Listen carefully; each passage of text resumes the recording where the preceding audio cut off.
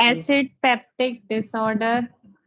Acid peptic disorder में क्या होता है कि इसकी डेफिनेशन है कंडीशन कैरेक्टर, इसमें मेनली जैसे नाम से पता चल रहा है एसिड पेप्टिक डिसऑर्डर, तो जो स्टमक एसिड है उसकी वजह से जो दिक्कत होगी वो है एसिड पेप्टिक डिसऑर्डर। और इसमें जो स्टमक में हमारे गैस एसिड रहता है उससे स्टमक को प्रोटेक्ट करने के लिए म्यूकोजल बैरियर रहता है स्टमक में, पूरे जीआई ट्रैक में। तो जब कभी भी ये म्यूकोजल बैरियर डैमेज हो जाएगा तो स्टमक में मौजूद जो कुछ भी एसिड है, ठीक है, जीआई ट्रैक में जो कुछ भी मौजूद एसिड है वो जीआई ट्रैक की वॉल को डैमेज करेगा, वही है एसिड पेप्टिक डिसऑर्डर।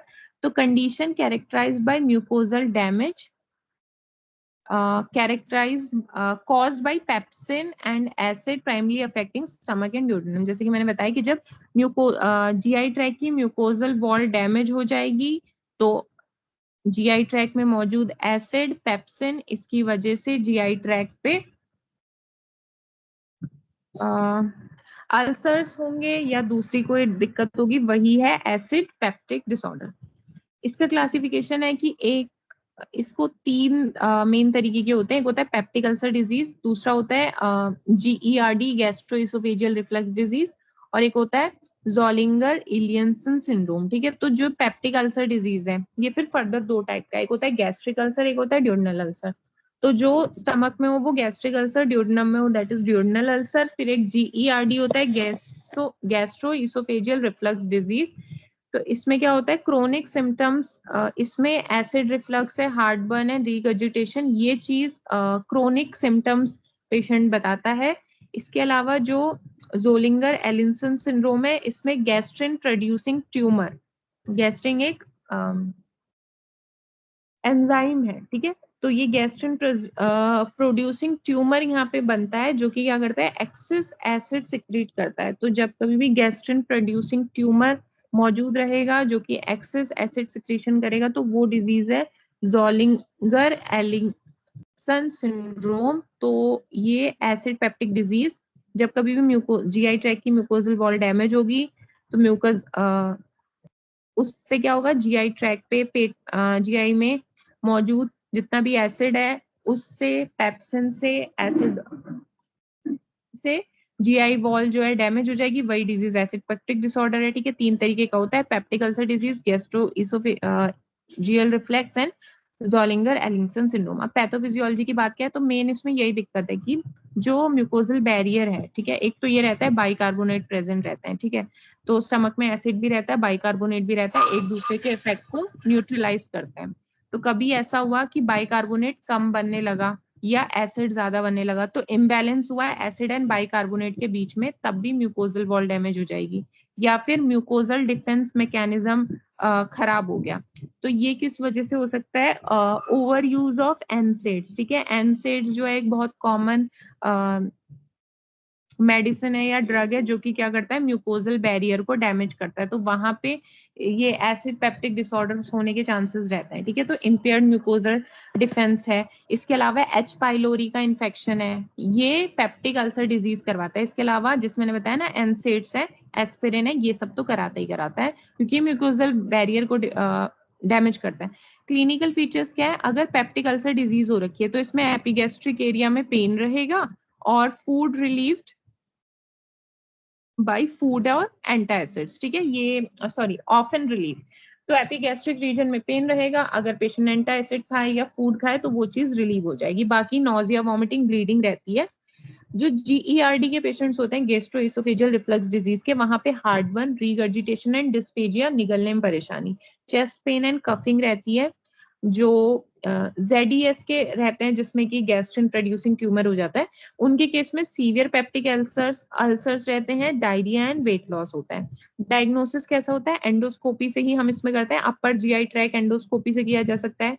ठीक है, बायोप्सी करी जा सकती है। बाकी बेरियम स्वेलो टेस्ट होता है जिससे इमेजिंग, जैसे डाई डाल के यूज करते हैं ना, डाई से कैसे एक्सरे ले लिया जाता है, तो उसी तरीके का आप समझिए बेरियम स्वेलिंग भी एक तरीके से डाई के जैसा काम करेगा। फिर आप इसमें इमेज लेके अगर अल्सर्स वगैरह कुछ मौजूद हैं तो वो प्रॉपर्ली विजुअलाइज हो जाते हैं। बाकी सीटी स्कैन है, एच पाइलोरी टेस्ट भी यहाँ पे करवा सकते हैं। एच पाइलोरी टेस्ट में ब्रेड टेस्ट है, स्टूल एंटीजन टेस्ट, ये सब भी होते हैं।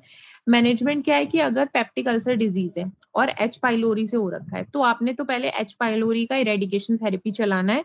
इसके अलावा एसिड सप्रेस थेरेपी, माने कि एसिड इतना ज्यादा बन रहा है तो प्रोटॉन पंप इनहिबिटर है, H2 ब्लॉकर से इनका यूज होगा।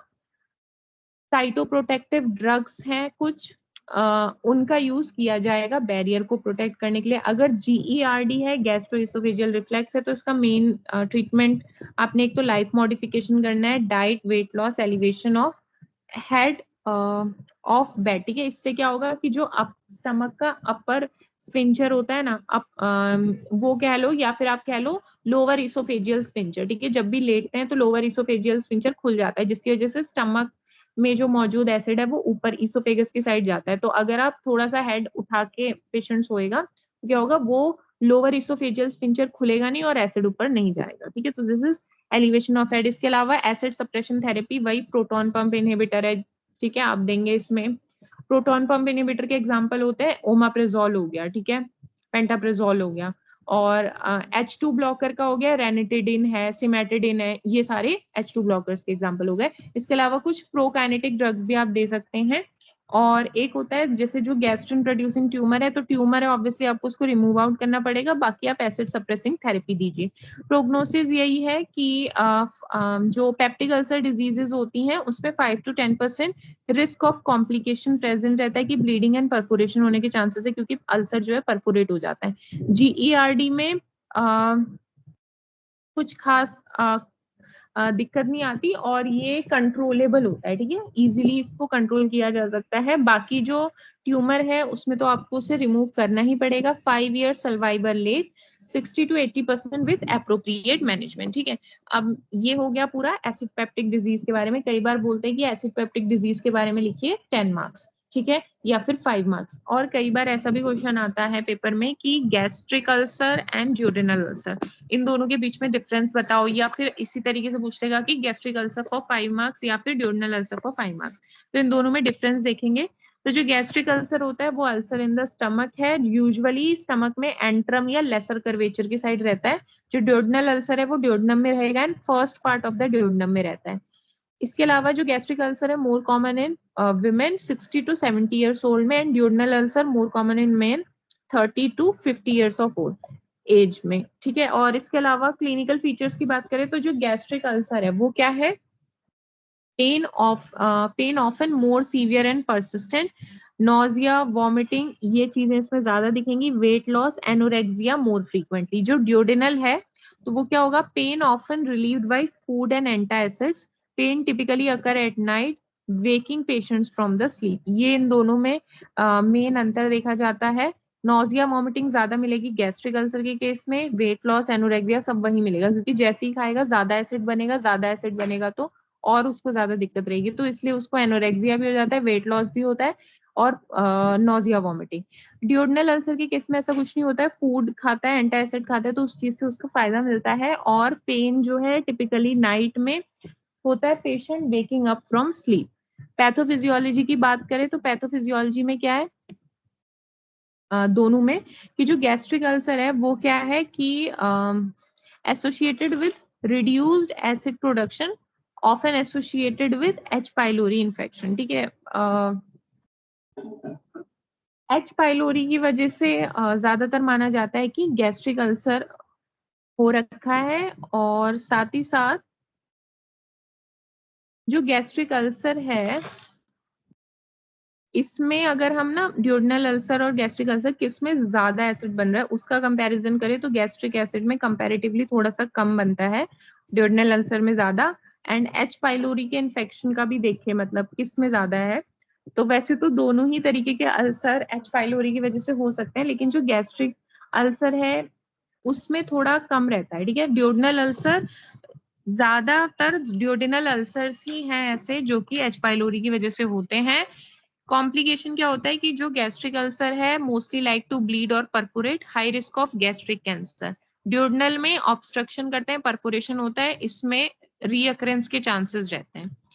हाई रिस्क ऑफ रीअकरेंस, ठीक है। और ट्रीटमेंट दोनों में ही क्या है, एच पाइलोरी इरेडिकेशन थेरेपी है, एसिड सप्रेशन थेरेपी है, ठीक है। साइटोप्रोटेक्टिव एजेंट्स है। गैस्ट्रिक अल्सर में क्या है, कई बार सर्जिकल इंटरवेंशन की जरूरत पड़ती है, लेकिन ड्यूरनल अल्सर मेडिकल मैनेजमेंट से ही ठीक हो जाता है। तो ये एसिड पेप्टिक डिजीज के बारे में है।